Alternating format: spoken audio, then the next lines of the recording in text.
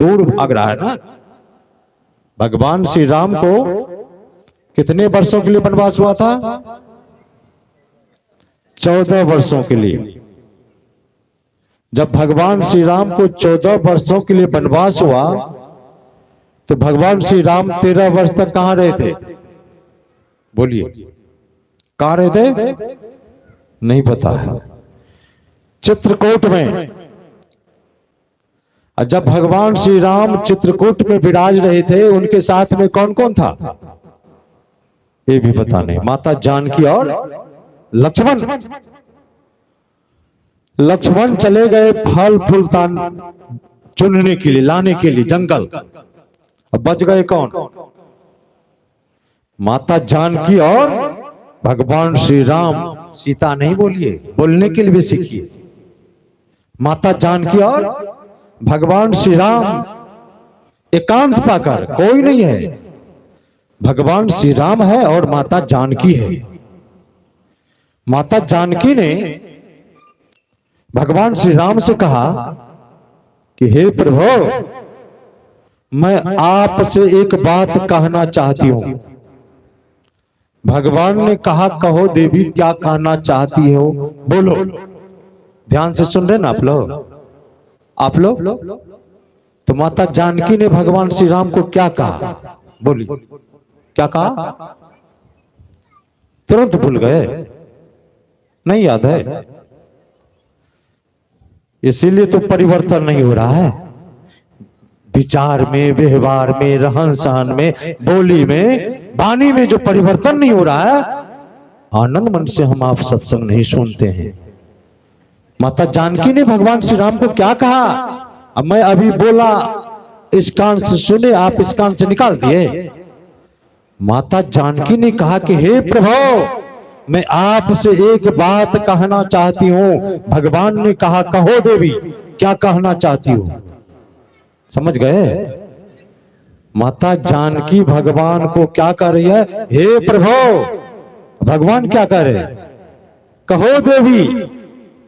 गाड़ी ठीक से तब चलती है जब दोनों पहिया बराबर रहता है। छोटा बड़ा पहिया रहेगा तो गाड़ी चलेगी? परिवार रूपी गाड़ी ठीक से तब चलती है, पति पत्नी रूपी दो पहिया है परिवार का, एक दूसरे को बराबर सम्मान मिलता है तो एक परिवार रूपी गाड़ी ठीक से चलती है। पति चाहता है कि पत्नी हमको आदर दे, सेवा करे, सत्कार करे, देवता की तरह माने। क्या पति का धर्म है पत्नी को बैल की तरह पीटते रहना, भर दिन गाली बकते रहना? ये परिवार रूपी गाड़ी चलेगी? झगड़ा इसलिए होता है, परिवार में जो झगड़ा होता है, घर में जो झगड़ा होता है, झगड़ा होने का कारण यही है। एक सम्मान चाह रहा है, दूसरा अनादर कर रहा है। झगड़ा होगा ना? भगवान श्री राम और माता जानकी में कभी झगड़ा हुआ? और ये परिवार में झगड़ा कौन कराता है? कैसे होता है?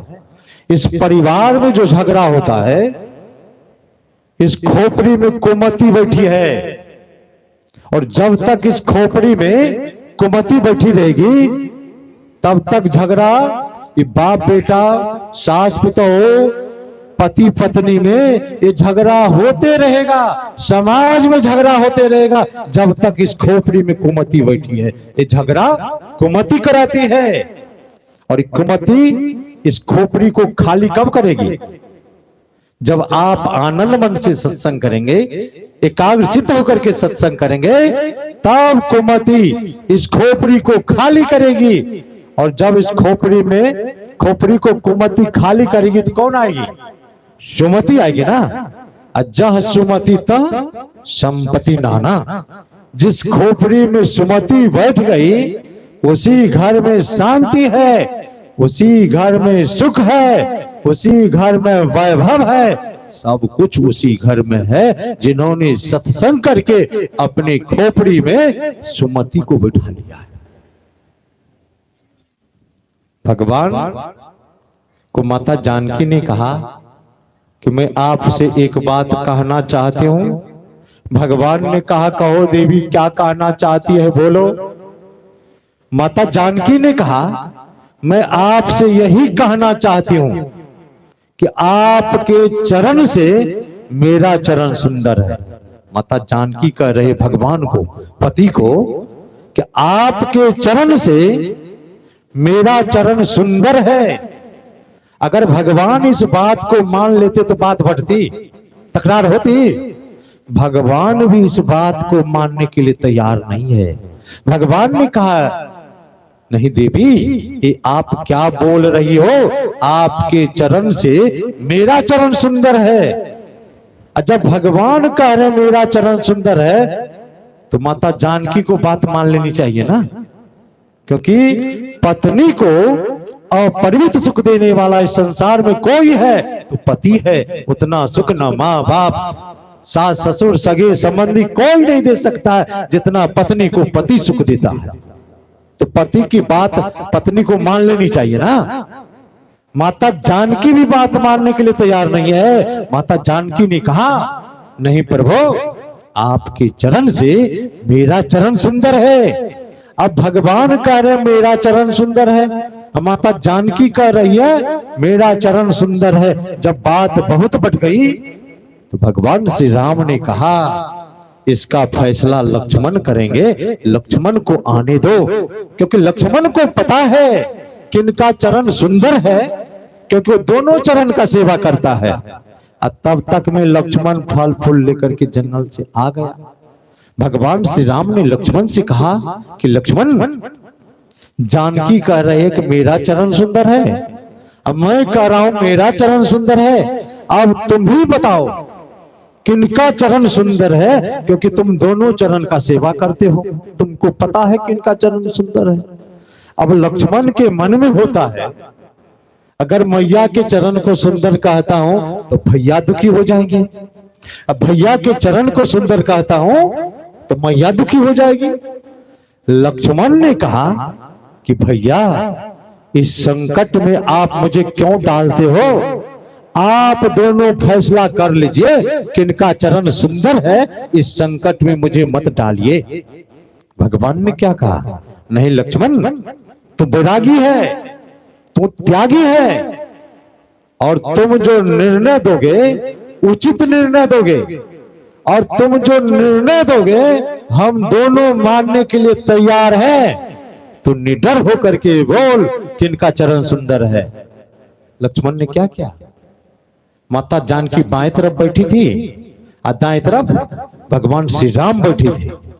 भगवान श्री राम के चरण पर उंगली का इशारा करते हुए लक्ष्मण ने कहा, इशारा किधर है, भगवान के चरण की तरफ। बोल क्या रहे हैं, इस चरण से वो चरण सुंदर है। समझ गए क्या कहा, भगवान को कहा आपके चरण से मैया का चरण सुंदर है।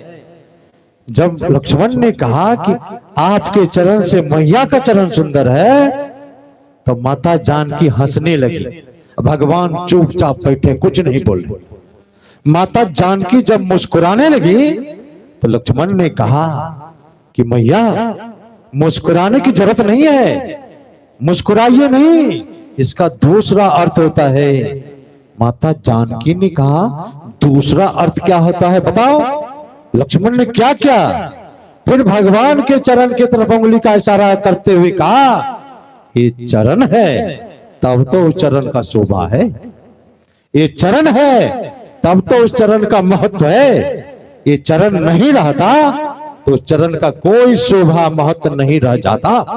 अब लक्ष्मण कह रहे हैं पति का चरण है तब तो पत्नी के चरण का शोभा है, पति का चरण है तब तो पत्नी के चरण का महत्व है, पति का चरण नहीं रहने पर पत्नी के चरण का कोई शोभा महत्व नहीं रह जाता है। भगवान मुस्कुराने लगे, अब माता जानकी चुप हो गई। जब भगवान मुस्कुराने लगे तो लक्ष्मण ने कहा भैया आपको भी मुस्कुराने की जरूरत नहीं है, मुस्कुराइए नहीं, इसका तीसरा अर्थ होता है मुस्कुराइए नहीं। अब भगवान ने कहा तीसरा अर्थ क्या होता है बताओ। लक्ष्मण ने हाथ जोड़ करके कहा कि आप दोनों का चरण सुंदर नहीं है। क्या कहा?